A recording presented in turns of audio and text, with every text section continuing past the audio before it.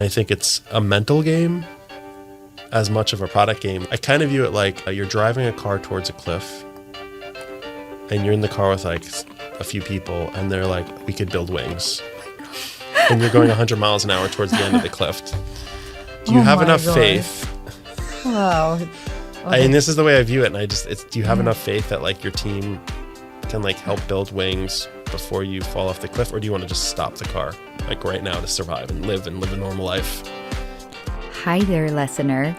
Welcome back to part 2 of our insightful journey with Daniel Kivatinos, a serial entrepreneur with a top 1% exit from YC under his belt. In the previous episode, we delved into Daniel's early challenges and the creation of DrChrono, a platform that transformed medical record management. Today, we'll explore Daniel's latest venture, JustPaid.io, and uncover his vision for leveraging AI in revolutionizing revenue collection. This episode is a rare opportunity to gather lessons from a seasoned entrepreneur. Stay with us to discover how you can leverage these insights in your own entrepreneurial endeavors. And don't forget, we have a special surprise for our poll participant at the end of the episode. Let's get it started. Every doctor in the United States who bought an iPad only had one medical record. So, right place, right time, right idea. And doctors were like, I'm at home. I'm excited. I got my iPad. I need medical records on my iPad. Let me download it. Mm-hmm.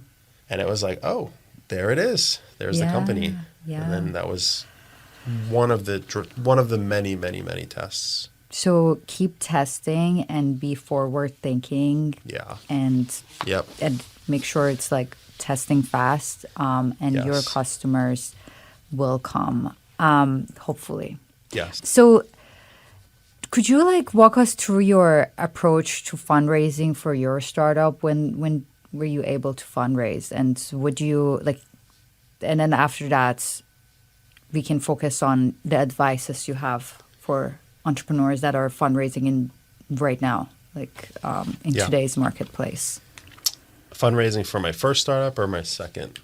For second, you also raised, right? Well, tell me about the second one, and because like it's the newest one, and then tell me, what does this company do first? My new company? Yeah. Okay. JustPaid.io. So one of the experiences I had, like just being in startups in general, was like, how do you get paid in a really good, elegant way? It sounds simple, but it's not so straightforward. Like a lot of companies will hire an accountant or a bookkeeper, or they'll hire a developer to figure out how to get them money.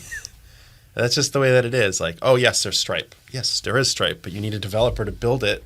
Are you building a product or are you building a payment system? Right? So like you're diverting resources. Are you hiring an accountant or are you building your product? Right? So like, I think for me, I really wanted, and I saw this problem before over and over in startups, is how do you support a startup and a large company in getting the revenue that they deserve as easy as possible? Right? And we're tackling that problem, which is basically just understanding like, hey, customers' contract is expiring. They owe us $40,000 every year. There's no extension on the contract. What do we do? Like AI should be able to help in some way with that process. So we're building rails for payments. We're building AI to enable like insights and enlightening companies to getting paid. Mm-hmm. And for me, that, why would I want to work on this problem? I feel like it's an interesting, challenging problem. I really like the idea of building an infrastructure company that supports other companies in that way. And again, it's like not everything is going to like appear like day one for a startup. And I know this because we're doing a lot of micro tests, right? So we're kind of taking it day by day with like our mission statement, which is like basically supporting companies in money flow with AI. And like that's the really broad way of like thinking about our company. And talking about the fundraise, I didn't pitch it any differently than that. I think the second time around, like investors took me more serious because I did it before, right? So they're like, this guy has done it before. He's got experience. You're right. Yeah, And, I also like, I look at it from their eyes, and this time around where I'm like, if I was in their shoes and you only had so much money to give out to founders, what do you do? Right? I'm looking at it from their perspective now way more than ever before. Like, how do I make my money back and not lose it on a company? Yes. So I am thinking about it from that perspective all the time. That's good. And it's a burden for the founder because I feel hyper responsible. Every day I'm like, how do I make their money back and make them whole, and then 10x, 100x, 1000x that to make us all like really like put us in a really good position. So I think the first time around I had different lenses on, right? Like, I don't know. It was a different experience, but this time I'm like, how do I take care of the investor to make sure they're okay? If that makes sense. Like, maybe that's not the right approach, but like I look at it from that approach a lot. I think that's a great approach because you are taking responsibility of the money that they gave you and you're taking it seriously. So I think like this just like shows you have really good values, and I hope like every entrepreneur is like that. And I think it's a good motivator for people if it's someone else's money that's on the line. If they really care about the other person, I think that can motivate them to work harder. Yeah. But did you had a hard time to raise the first time around? The first time was extremely difficult, I would say, in the early days, because you had two founders who had never done anything before. Investors really didn't like healthcare back then. It was not a thing. Now it's kind of like people get it now. Pandemic happened. Like people care about health, like 23andMe and all these like great companies out there. They're like, we all want to like be more healthy. Like I think there's like a more deeper awareness. But back then, I think people, one, didn't even understand startups, let alone like startups in healthcare, right? So like we were fighting two battles at the same time. And I think investors were super scared and hesitant of our startup because medical records in the cloud, why would anybody do that? That doesn't make sense. We had like literally that sort of like conversation with people. They're like, well, it's a solved problem. I've heard that over and over. It's like, it's a solved problem, right? Like, what do you say to that? Right? Like, and I think for me, I was just like, it's the wrong person for our startup. And I never really took offense to it. I was just like, they don't get it. They don't understand. We're trying to like make a change in like this world, and they're just not the right person for us. I mean, there's also bad investors out there. I think there's investors that are dangerous, like meaning like they're either short-term thinkers, like they want to flip the company in like 6 months, or they want to remove the founders immediately, or they want something that will hurt the company's like culture. Like there's a lot of type of investors out there that I think entrepreneurs need to be aware. If you take someone's money, take them serious because it is their money, but don't just take money because you're desperate. It might be better. It sounds really hard. It might be better to like not take the money and struggle than to take the money and be like, things fall apart within like 4 months because the investor doesn't like what you're doing. Yeah. Right? It's like taking the money from the wrong person. You shouldn't look at investors just as money. You have to look at them as a whole package. What can they bring to the table? Like, who are they as a person? Because they're going to be there with you. Yeah. Yep. So, Exactly. So you have to find the people yeah. that like fit for your startup. So then how did you convince them? I think that there's an abnormal imbalance. Are we talking about my first startup or second startup? First one. First. Okay. How did we convince them in the first startup? Yeah, the ones that's Well, the very first investor who came in was Y Combinator. The way that we convinced them, I remember distinctly, like my co-founder, he was like, I really like Y Combinator. I really want to get us in there. And I think this is one of my stronger qualities is I just emailed them directly. I emailed Paul Graham and, all the founders of Y Combinator. And I said, hey, we're doing this thing. We really need to talk to you. I want to see if you're interested. And this is the quality that I think like I shine at. Like they said no. I was like, no problem, but who do you have that can come over to our office? Just like whoever can come over, we're good with that. And, they were like, hey, this guy Alexis Ohamian is in the area. He can swing by and just see what you're working on. And I don't think that's normal for YC to like just do that. I think it was right time, right place. But he, Alexis Ohamian, founder of Reddit, comes to our office. He just sees what we're working on. And he was really, really just like an awesome person, like spent time with us. And I think he was the first one who became wealthy in Silicon Valley that we met, like that took us serious. And he said, hey, why don't you fly out to California? You could pitch us there and we'll see if it's a fit. And I just remember I was like, I only have $50,000. It's like, it was less. It was like $30,000. I'm like, how much is a ticket? I remember thinking, and I'm like, I don't know if I want to do that. I'm like, looking at my co-founder. I'm like, we're going to be wasting our money real fast if we're just like doing this all the time. yeah. And I remember buying the ticket, feeling like sick to my stomach, being like, oh my God, this is a dumb idea. Yes. Anyway, we both bought our tickets. I mean, at the time, the company did have legs. We were featured by Apple. Oh, We had users. Like, this is That's after the good. iPad. We launched on the iPad. Mm-hmm. We had real users and featured by Apple as the medical record on the iPad. How many users did you have by that point? Do you remember? A lot. Roughly? A lot. It was real users like Oh, using hey. it. I mean, that. And they were paying for it Yeah. this time. Yeah. Okay. Yeah. So we had people paying us at that point. But we flew to California. I remember like practicing our pitch for the first time, like probably for 24 hours, like just nonstop.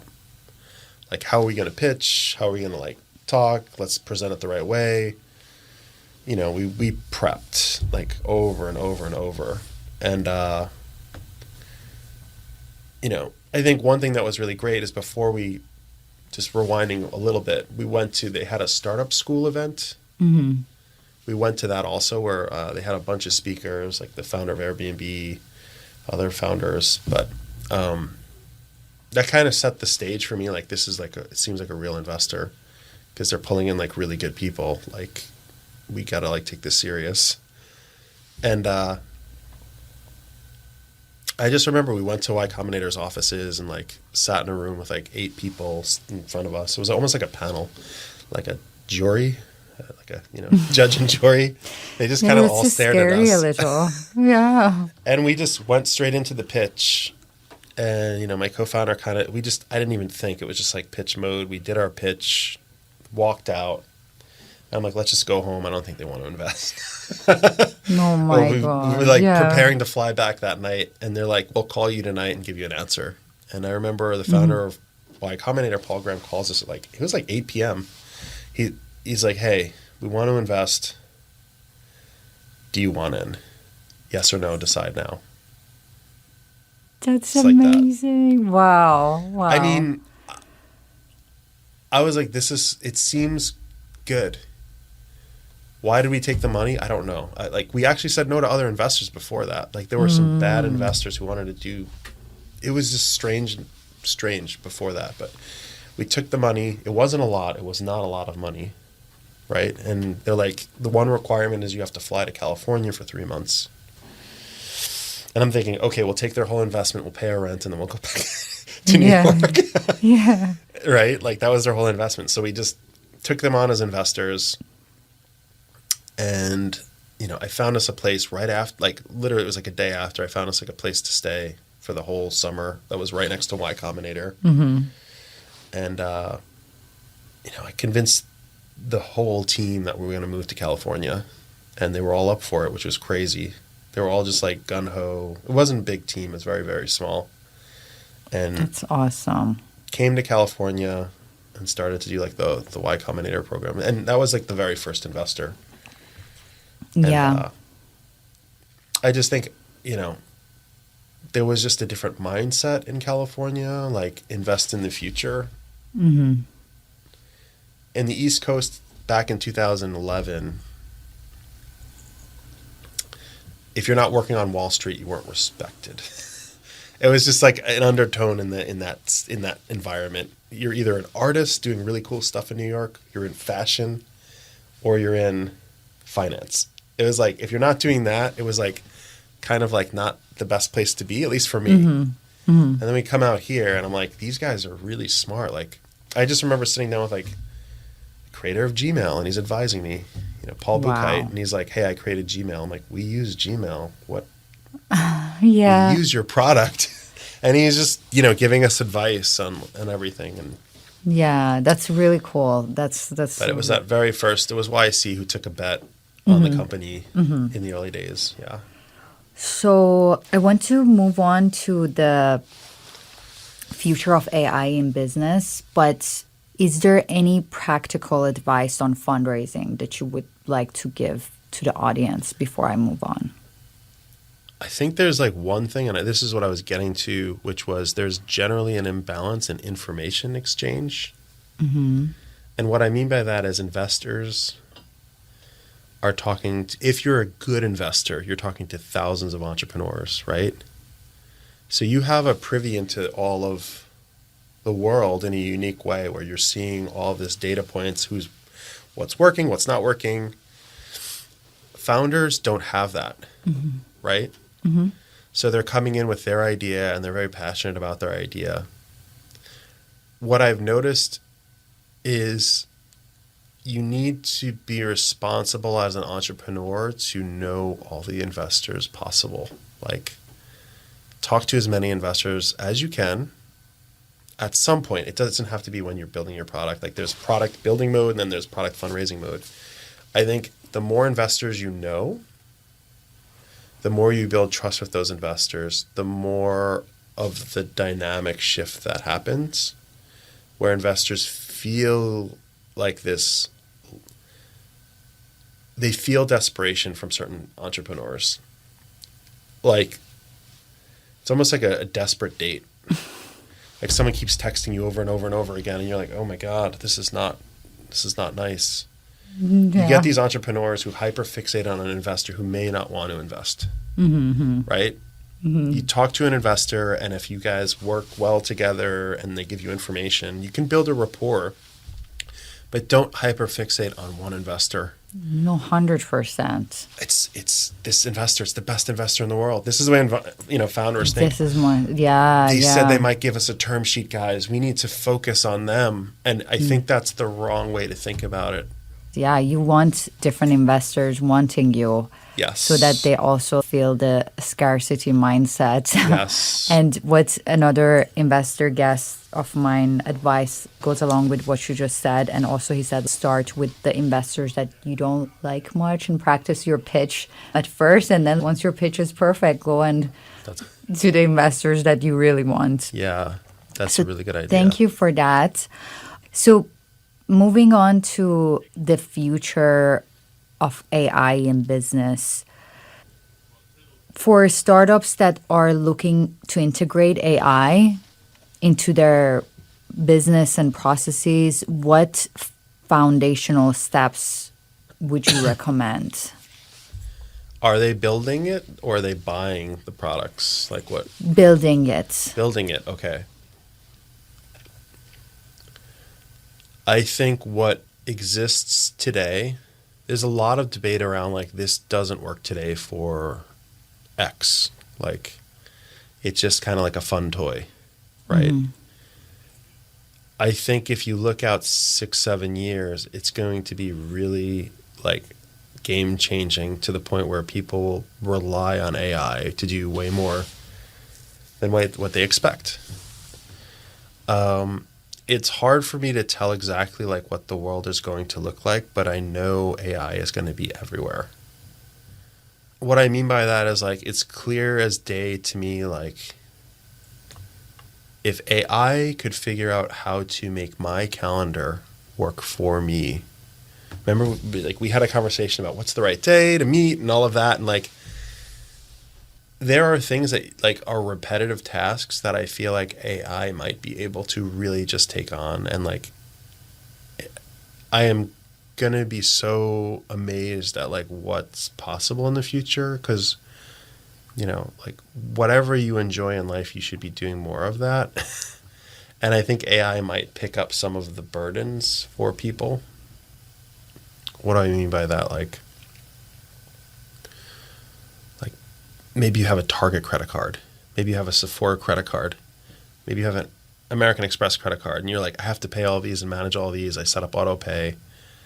You know, AI, if it was in that mix, maybe you wouldn't have to think about it at all. And then it would help you know if like there's a late payment or if like there's not enough money in your bank account. The way I view it is like there's probably going to be a lot of hyper verticalized AIs that are going to help people, and you're going to have to like aggregate those hyper verticalized AIs together and create an experience for you or for your business, right? And you know, I see that starting to happen today. We use a lot of those tools in my company.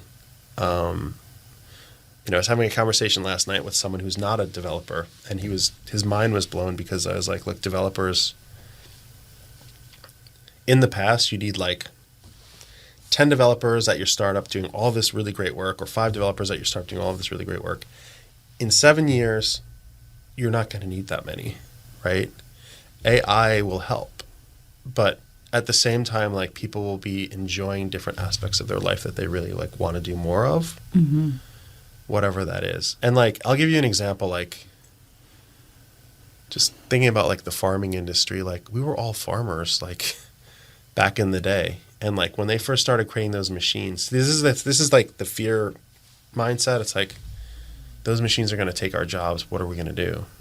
Like, what are we going to do? We farm. Like, what are we going to do? Like, we can't farm anymore.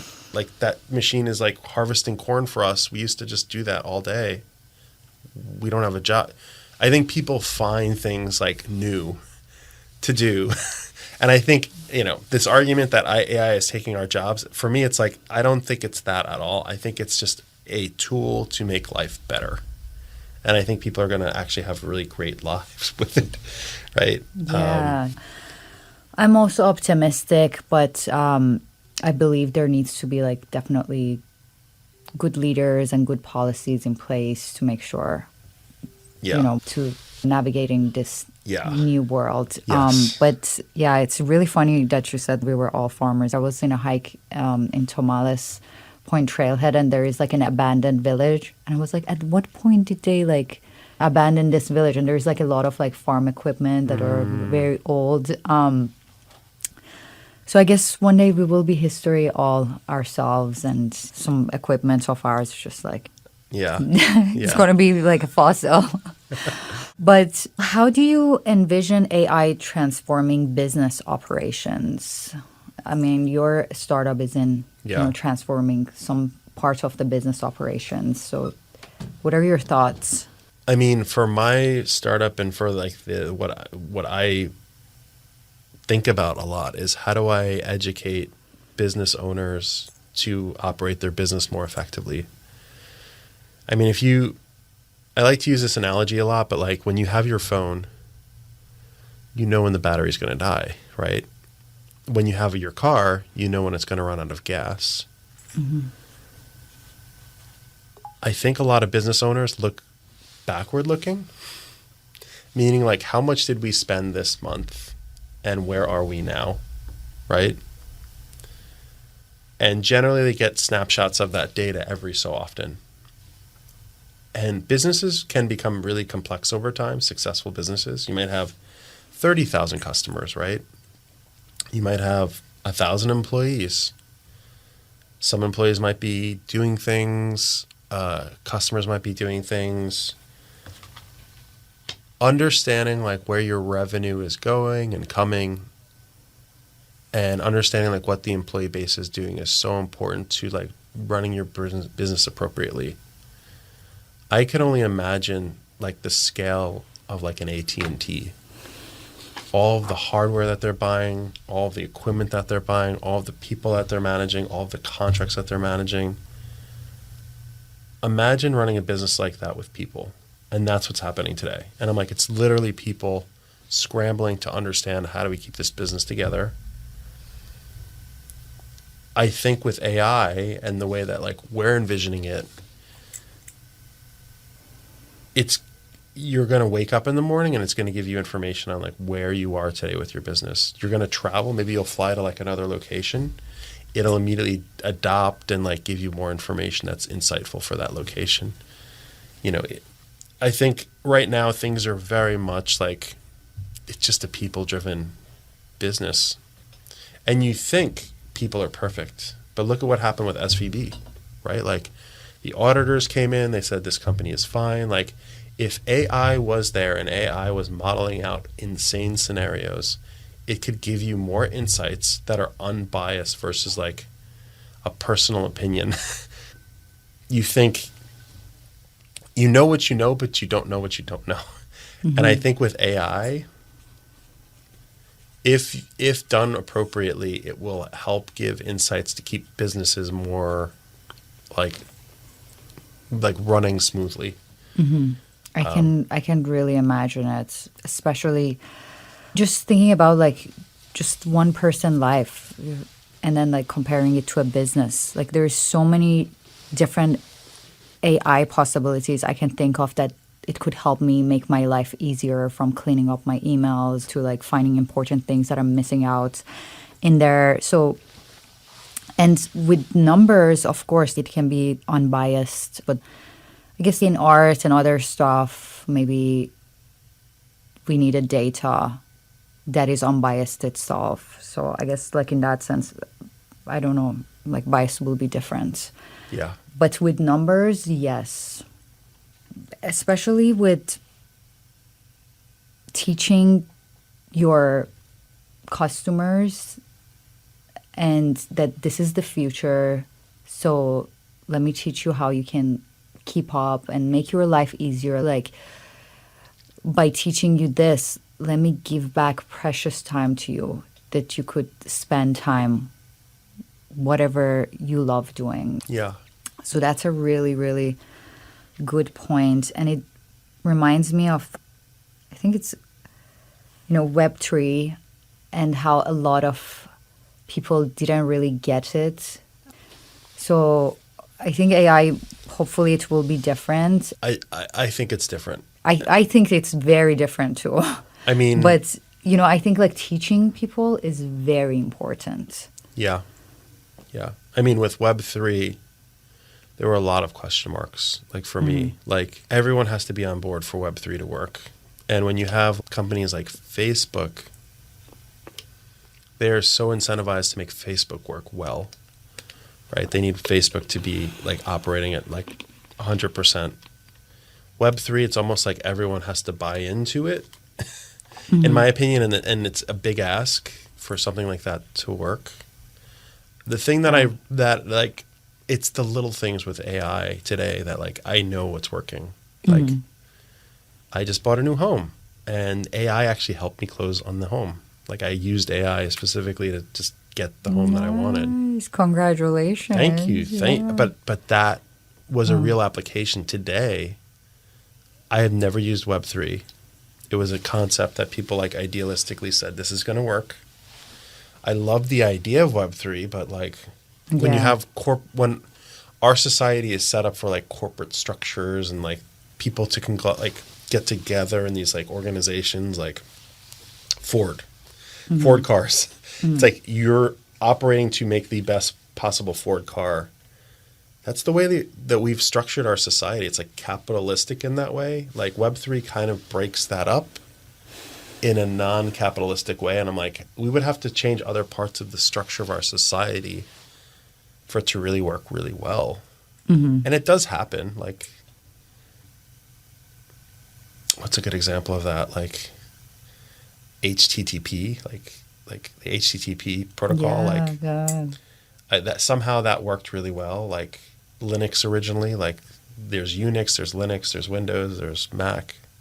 Somehow Linux took off as like a really like it wasn't money. It was like people needed and wanted that to work. And it like when something's forced upon you like Web3. I especially with like non-technical people, it's hard to understand it. They have so many questions. I'm non-technical and I just like had a hard time understanding Web3, but like with AI, it's super different. Yeah. And speaking of non-technical, I really wanted to ask you this question because like you mentioned about like how technical people is very important in a startup, especially like if you're running a tech startup. But there's a lot of non-technical people that they have really great ideas, but they don't have that technical expertise. And maybe they are looking for a co-founder. So what's kind of advice can you give those people? I know you are also not coming from a non-technical background, but it's still like, can you offer any advice for non-technical people when it comes to hiring and maintaining technical people and bringing them on their vision? In the early days, I think you really have to make the technical co-founder a co-founder, right? Don't just pay people to do work. We'll go back to like Google. If Google was outsourcing all of their technical work to some other company, the brain trust of the company wouldn't be there, so they couldn't deliver the product that they need to deliver. So at inception of Google, it was technical people being respected and like kind of given that like pedestal, like they can make decisions and they're respected and they have a say in the company. I think if you're a non-technical co-founder, you have to really remember that. And you have to remember that like the people that build the products need a seat at the table. They need to be respected. They need to like be part of what's being built. It's great.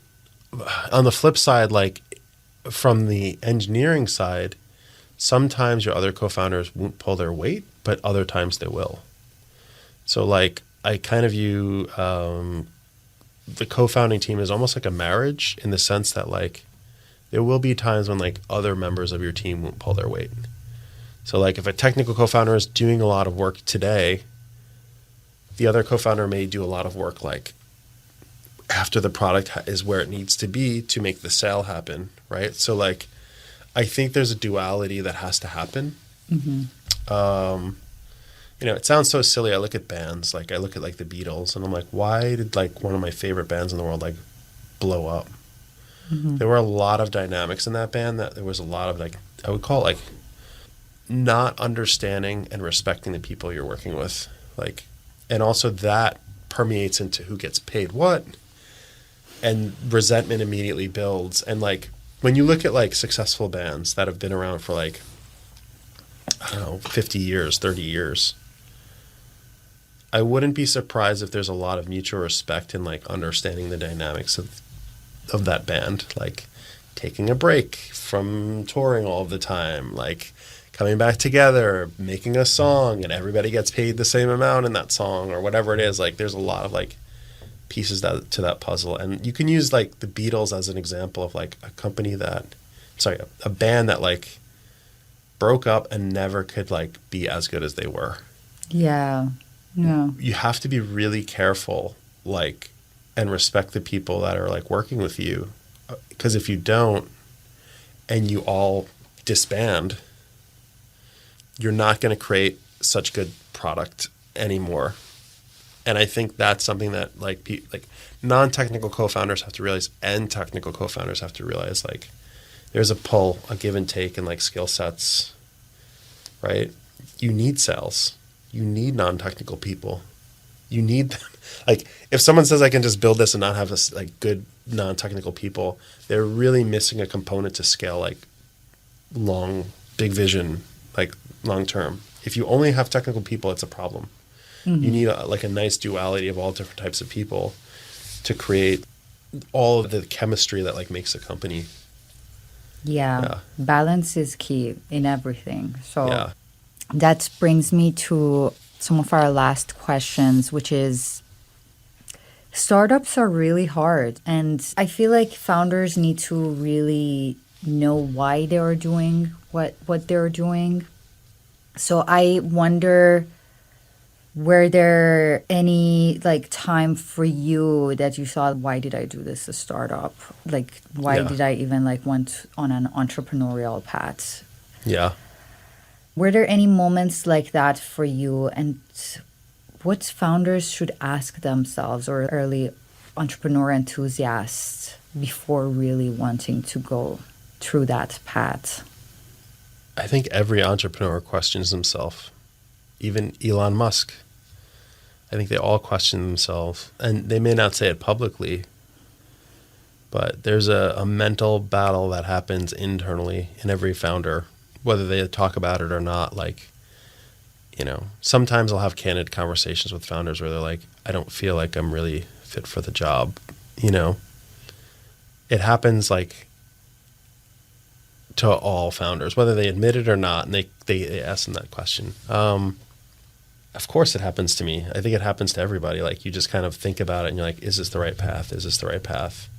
I think where it gets really hard is when things are not working. Like, you couldn't raise funding. Nobody's using your product. It's been 5 years. Like, those are the times when I see founders like just give up, when there might be success around the corner. And I've seen this in a lot of companies where like, if you give up, there's no going back. And I think for me, that's the fear of that, like giving up, that allows me to just tolerate the ebbs and the flows. Like, a startup never always feels good. There's really good highlights, and there's really, really dark times. Like, there's really, really low points in a startup where I see a lot of founders just throw in the towel. And I think it's a mental game as much of a product game. I kind of view it like you're driving a car towards a cliff, and you're in the car with like a few people, and they're like, we could build wings. Oh my God. And you're going 100 miles an hour towards the end of the cliff. Do you have enough faith? Wow. Okay. And this is the way I view it. And do you have enough faith that like your team can like help build wings before you fall off the cliff? Or do you want to just stop the car like right now to survive and live a normal life? Wow. Yeah. And it's that extreme in a sense. Like, you have to like kind of work through that mental, even though these people are really smart and they know what they're doing, and they built wings for planes and whatever, propellers for boats. Now we're going to build wings for this car that we're driving towards the end of a cliff. Like, wow, you just have to fight through those moments. But I think, for founders, for me, it's a daily thing. I go back to this like turtle analogy. It's like, you can get there if you like work towards getting there, and you just have to have a little bit of patience, because if you panic and press the brakes on the car, it's over. Like, you may not have a second chance. You only live once, right? You literally only live once, and there's only so many chances you have in life. So you need to go for it, or else, you're getting older, right? I mean, this is the way I think about it. It's like, my co-founders were asking me, they're like, why are you doing that? That's so crazy. And I'm like, what, are we not going to work hard and like do what we need to do to build this thing? And what I mean by that is like, they were very hesitant to like talk to investors. And I'm like, guys, if we're going to do it, we need to talk to the best people out there, like now. And, they were seeing that in me. I would say that that's one of my good qualities there. But all my co-founders in this company have like really strong skill sets that like keep me grounded, right? So like when I'm stressed out about something, I'll look to my co-founder and those wings are being built. They'll be like, I have this side ready, and I'm like, okay, one wing is ready. Let's keep going, right? So you kind of keep building the infrastructure as you go. I do think that there's moments where like, of course I wanted to give up in the past, Why didn't I give up? I don't know. A lot of my friends gave up on their startups and they had successful startups. They could have just waited a little bit longer and things change. Mm-hmm. And like, I saw this silly post about FTX online and they're like, hey, if FTX could have survived all of whatever just happened right now, crypto is doing so well, they'd be fine. And I'm like, there's so many ups and downs in the life. It's just like, everything that happened with FTX is horrible, but literally like they're not wrong. Like if FTX could just have like survived whatever messed up thing they were doing, like now crypto is doing so well. Like it's like a hot space again. Yeah. It's amazing really to see funny. like what's going on there. But that's a really bad analogy, but it's just like you see like the ups and downs of it all. Like, and if you can just build something really like for the long term and not think about just now, like I think that's important. But that's such a visually stressful example. The car driving. That was like really like, that's how startups are really. And I agree that like it's as much as it's a product game, it's a mental game too.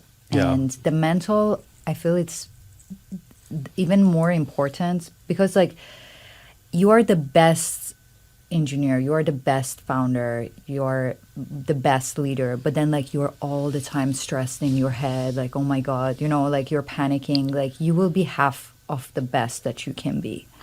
And I don't think anyone can see clearly if they are stressed all the time. They might not see the things that they need to see. Stress, like in a healthy level, it's good. Mm-hmm.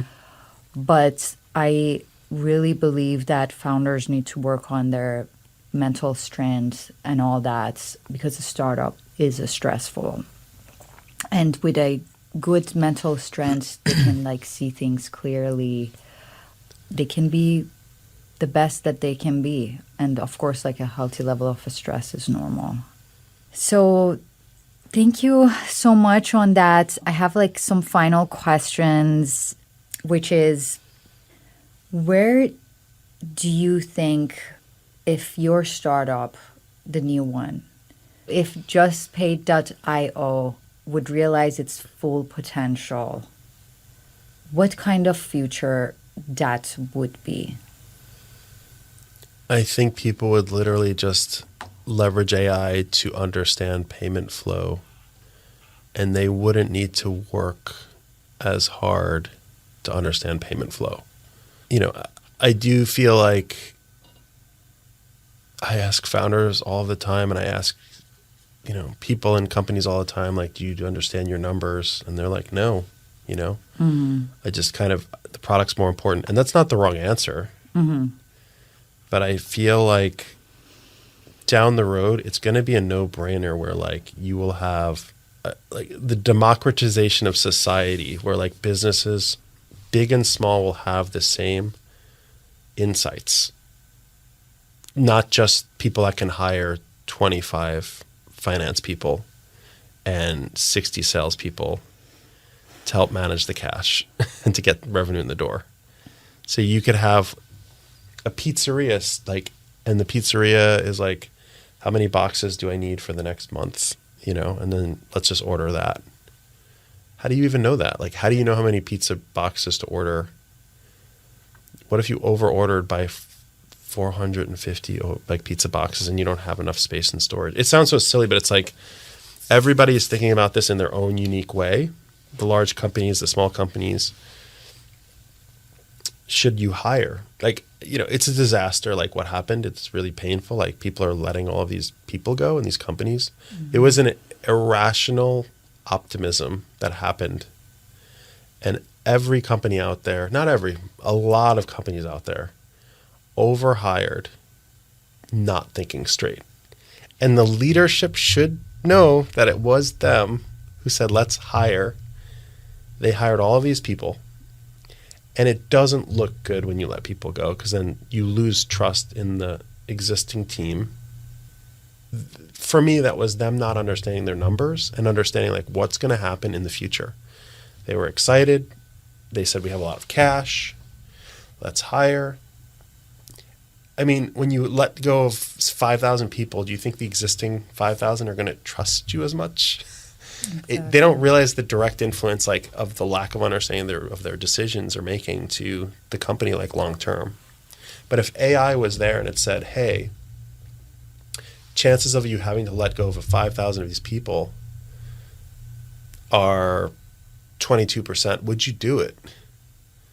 Like, would you actually make those hires and then you have to like let all those people go, right? Would you do it? Would you actually like, I think they would second guess like that decision because they just didn't have the insight and the foresight of like what they were doing. And you think companies know what they're doing. It's just large groups of people figuring things out with like boatloads of cash. Mm-hmm. That's it. And they're just trying their best. But like if AI could give you more modeling and insights, you might really just think twice about making some of these decisions. Like that could be disastrous. I think culturally it was a disaster to let all of those people go. Right? I mean, of course. And, you know, like talking about these use cases, I'm just excited about the different use cases that AI will bring that makes life so much easier than it is right now and helps you make better decisions down the line. I'm just excited to see how your company will be part of that within the awesome. Startup ecosystem. So my last question is that what kind of culture are you building at JustPaid.io, and what kind of culture you built and you're proud of at DrChrono? I mean, I think they're both amazing cultures. I kind of spoke about this before, but communication is key, and like letting people know what's happening in the company allows the team to make really good decisions on the fly. Communication is one piece. And how do you do that? I think every successful company does it in their own way. So like there's no one way to do it. For me, you know, having one-on-ones with people, having step-down meetings, meaning like even if there's a manager, you should talk to people below that. Having all-hand meetings like once a week, once every 2 weeks. In this company, it's fully remote. We do something called remote no-talk meetings. They're fun. Like, it's so strange, but everybody gets on a Zoom call, their camera's on, and they just work and they're not allowed to talk. Mm-hmm. I was like, I need people to feel like they're like working side by side. I think that's their favorite meeting. Oh. As weird as it sounds, because they want to like feel like they're in the room together. Yeah. That's something I'm doing in this company. I think everybody having like a deep respect for each other is important, and that's hard to do at scale. Like mm-hmm. in a small stage like this company, it's possible. Like everybody really respects each other. I think also like listening to people's input. Like when someone's talking, sometimes it's the small voice in the room that has probably the most meaningful thing. And it's not the person who can talk the loudest. Like mm-hmm. you have to create a culture where like people that are scared to talk are allowed to talk. And you see it in all companies. There's one person who's like quiet, or 2 people or 10 people or 20 people. How do you take those small voices, like, and they're not, you know, they just don't talk. Like, how do you get their ideas out on the table when at other companies that wouldn't happen? And I think that's something where I'm always listening for that. And I'm like, where's that feedback? Because you should respect feedback when it's given and not just push it down because these 3 people are louder than 35 other people. Right? Yeah. That's again reminds me of the book that I mentioned earlier. And it was saying we are living in a world today that no longer the loudest voice is the best leader. But like we are now like in going through Zoom and digital media and all that. We are meeting that way. So like it doesn't matter you have a loud voice or not. But what I'm saying is that like it's so important to make sure that the people that maybe don't talk much to ask their opinion, as you said, kind of like you're teaching micro leadership within your culture, that like you don't ask those people and involve them. So I'm really excited about this culture. That's amazing. So what happened with DrChrono? Like, did it get acquired? Yeah. I mean, what happened was there was a really great company, EverCommerce, and I think sometimes you find like an amazing fit and an amazing team. And what I really like about EverCommerce is the founder runs the company, and he's an amazing person, like super insightful, gets startups, built his company up. You know, it's a public company now. I mean, he did it. He like is living the dream. Right. So I really connected with him as a person, and I just feel like culturally, like things fit, if that makes sense. For me, it was just really enjoying the ride and finding the right people to work with and all of that. And I feel like the EverCommerce team, they're really, really good people, and they really, they believe in that vision. Like they really believe in like making change in healthcare and taking care of patients, and I really resonated with that. And, you know, one thing led to another, and they acquired the company, and it felt right the whole time to me. And I was like, this is a great team, you know, and they're running the show now, and, you know, like building DrChrono into like the next phase of what it is. And I'm excited to see like where they take it. That's so cool. Like seeing kind of your startup baby growing with other people that you felt like, you know, they're going to take it so far. Yeah. And it's wonderful. You know, it was a great experience, and I wouldn't change it for the world, honestly. I thought it was such a fun experience for me, like building it and meeting the EverCommerce team and all of that. So That's so cool. Lastly, if you could give one advice to early entrepreneurs or entrepreneurs enthusiasts, what would it be? I think some of the best companies had co-founders in them. Like if you look at Microsoft, Apple, Google, I think founders who go it alone have a lower chance of success. And when you have co-founders involved, it psychologically allows you to rely on them for like parts of your skill sets that are weak. And it's okay to build those skill sets over time, but having co-founders be strong in other areas allows you to like really shine in the areas where you can like run a startup. It is a psychological game like we spoke about. And I think like your confidence are your co-founders. And if you don't have that, I've seen, and I talk to a lot of founders who struggle to like build a successful company. And they don't know what they don't know because they're in it alone. And I think there are rare companies that have single co-founders that are successful, and I can think of a few, but that's not the norm. I think the norm is having a good team, whether it be one, whether it be 2 people, 3 people, or 4 people.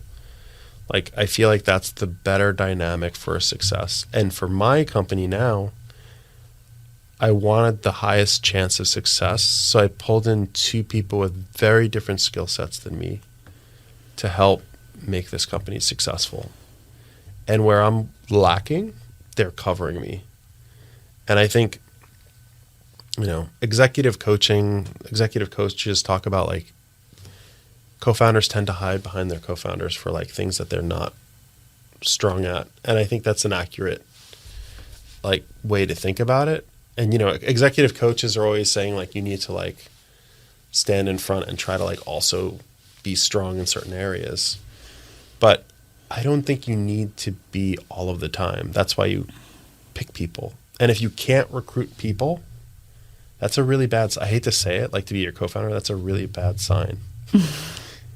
You have to be able to work with like people, and you may not think they're a good fit. You may think, this is my friend, I don't want to ruin my friendship. You may think like, this person is not technical. Like, it's not about them doing everything. It's a give and take, like a marriage. And if you seriously want to do a startup, look at the top smartest people. Make a list of 10 people that you respect or that you're friends with. Make that list of 10 people and say, I'm going to talk to each one of these people and like actually say, I want to do a startup. Would you be interested? Mm-hmm. And if you're scared to say that to your boss because he's really smart, you should do it because you only live once. Like, and then you bring that group together, and if they're serious and they like give it a go, you're actually like giving your startup like a chance. Yeah, it's so important to ask, just go and ask. You never know what people's answer will be. Yeah. So that's really, really great advice. Thank you so much. One last thing is that last time I had a kind of like a surprise for my for my audience. Like with Roland, my investor guest, we thought of like what could they like, and we come up with them. We did a raffle where two audience that participated in asking questions that they're going to meet Roland, an investor that I awesome interviewed. Yeah. So I'm wondering like if you would be willing to come up together with a surprise for my audience that like a lot of them this time they participated in asking questions. Yeah, so I guess I could do a raffle also. Yeah, that's a great idea. If there's a raffle, I could go for a walk with them at Stanford University for a few hours and we could kind of brainstorm about ideas that they have or oh my God, get feedback. That's awesome. That's awesome. I love that. I think like everyone will be so happy to hear that. Awesome. Thank you so much. Daniel, thank you so much. This was such a great conversation. I really enjoyed it. This was so fun, and we should do this again. Definitely. Thank you for having me on. This was amazing. Thank you, Daniel. Thank you. If you'd like to turn your personal trials into your strength, perhaps into a thriving business, make sure to subscribe because at the Entrepreneur's Road, there is a village of successful founders, investors, and experts, all here, eager to share their secrets and support you on your journey into becoming who you're meant to be. Don't forget to follow us on Instagram, TikTok, LinkedIn for more insights, updates, and behind the scenes even. Join our vibrant community across these platforms and be part of the conversation that is shaping the future of entrepreneurship.